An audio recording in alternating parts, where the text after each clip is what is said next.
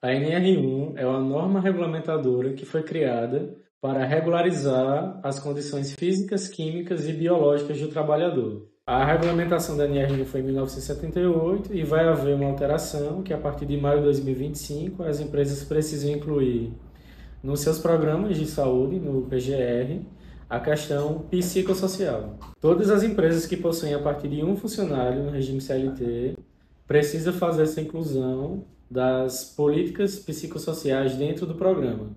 As empresas que não se regularizarem nesse período, a partir de maio de 2025, se houver a notificação no DET, que é o Domicílio Eletrônico Trabalhista, receberão uma multa administrativa a partir de R$ 2.396. As empresas precisarão fazer um mapeamento de riscos. Os riscos eles precisam ser identificados a partir da necessidade de cada colaborador. Então, o primeiro passo para a empresa fazer esse mapeamento de risco é fazer uma pesquisa interna junto aos seus funcionários para verificar se existe algum escape, que esse escape ele pode ser identificado como um estresse, ele pode ser identificado como uma jornada excessiva, ele pode ser identificado como um burnout, e são diversos esquemas que podem ser feitos para poder regularizar essa questão do mapeamento de risco. O gerenciamento de risco é justamente para as empresas realizar o controle, e esse controle ele precisa se atentar a quais são os mapeamentos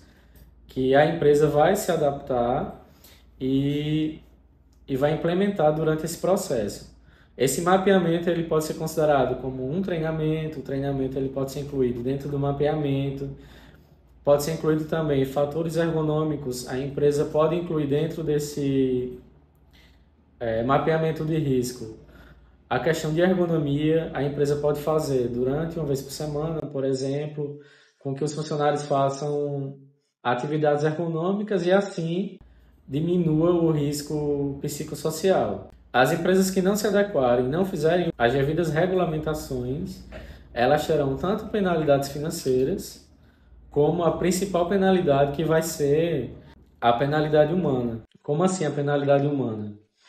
Além do fato do colaborador ele sofrer consequências psicossociais, que são aqueles problemas invisíveis que você não consegue mensurar, a empresa vai ter um custo oneroso em relação a isso, porque aquele funcionário ele pode ser enquadrado como um acidente de trabalho, certo? Esse acidente de trabalho ele pode ser tanto físico como psicossocial a partir de maio.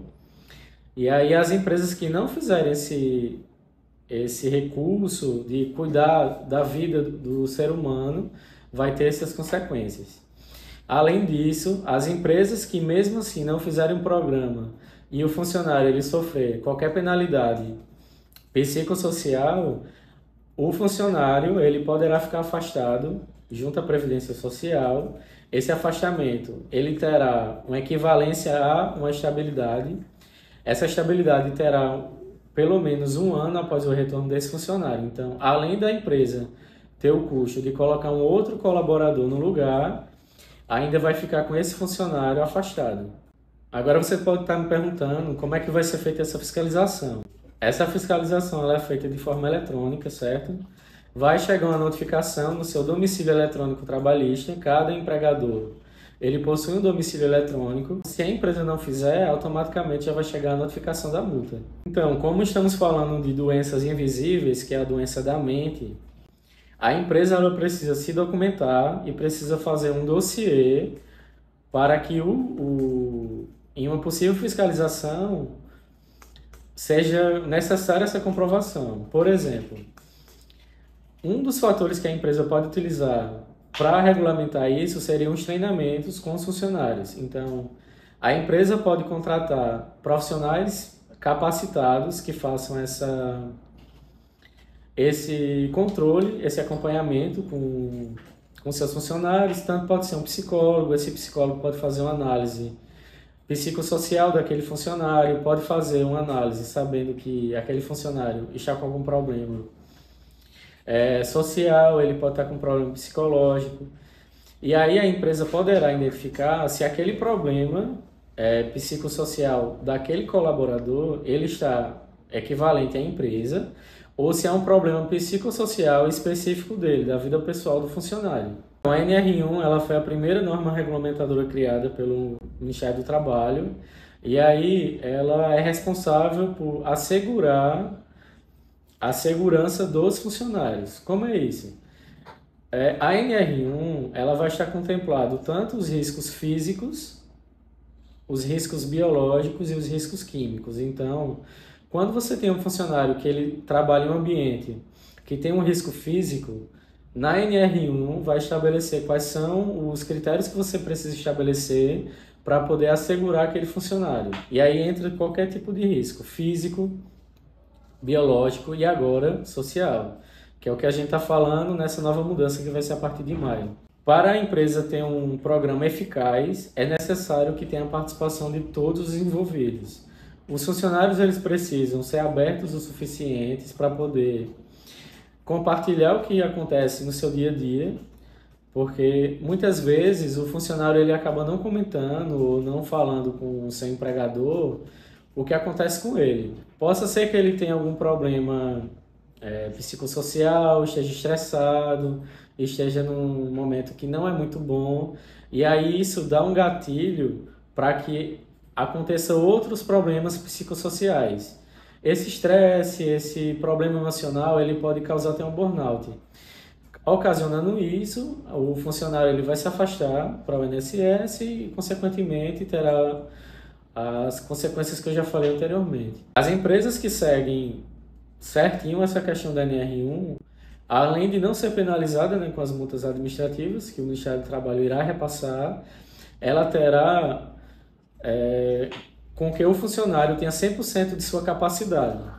Ele vai estar trabalhando dentro da sua empresa, dentro da organização, e esse trabalho ele vai ser 100% aproveitado. Não adianta o funcionário ele estar dentro da organização e estar com problema, alguma doença psicossocial. Então, se a empresa cuidar do nosso capital humano, que é o funcionário, a empresa vai ter um ganho com o absenteísmo, os funcionários vão evitar ter afastamentos relacionados a isso, a empresa vai ter um ganho de produção, os funcionários estando trabalhando na empresa, estando bem, vão produzir melhor, e fora que a empresa não vai ter custo com a realocação de funcionários, porque tem empresa que existe uma determinada quantidade de funcionários que quando o funcionário se afasta, é necessário colocar um segundo profissional para poder acompanhar as demandas do serviço.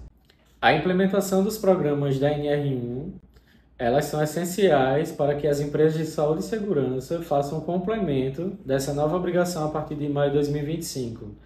Você, como empresário, precisa identificar se o seu programa de saúde, a PGR, está incluído essa questão psicossocial. Dê uma olhada nos seus programas. Se por acaso não tiver essa inclusão, é necessário solicitar que a empresa de saúde e segurança faça um complemento ou um aditivo desses programas. A partir daí, a empresa se regularizando com essa questão do programa vai poder se regulamentar quando o Ministério do Trabalho notificar e solicitar o programa atualizado. Não tem diferença do seu regime tributário e nem da quantidade de funcionários que tem na empresa, certo? Se o empresário ele tem pelo menos um funcionário registrado, ele tem a obrigação de fazer essa atualização da NR1. Mas como é que eu vou fazer a contratação de um psicólogo com apenas um funcionário? Fica muito oneroso para o meu caixa da empresa. Mas aí você pode fazer outras medidas para poder assegurar a saúde desse funcionário. Não necessariamente precisa fazer a contratação de um psicólogo. O psicólogo ele vai auxiliar em empresas de maior porte. Para um empresário que tem apenas um funcionário, ele pode utilizar outros recursos, como por exemplo, implementar treinamentos. Esses treinamentos eles podem ser feitos em locais diferentes da empresa. Você pode contratar alguma empresa que faça esse treinamento específico daquele funcionário, pode colocar o funcionário para participar de eventos específicos. E aí, pessoal, gostaram do vídeo? Iremos apresentar novos conteúdos aqui nesse canal. Se inscreva, deixe o seu like, ative as notificações, deixe seu comentário, faça sua pergunta, que queremos responder, e até a próxima.